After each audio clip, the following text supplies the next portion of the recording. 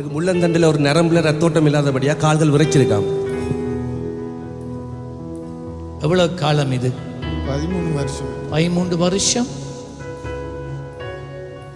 இயேசு கிறிஸ்துவின் நாமத்திலே எல்லா நரம்புகளும் குணப்படுவதாக, இரத்தோட்டம் செயற்படுவதாக, விரைப்புகள் இப்பொழுது நீங்கி போவதாக. I speak healing. Jesus. எதனால் இது உண்டானது?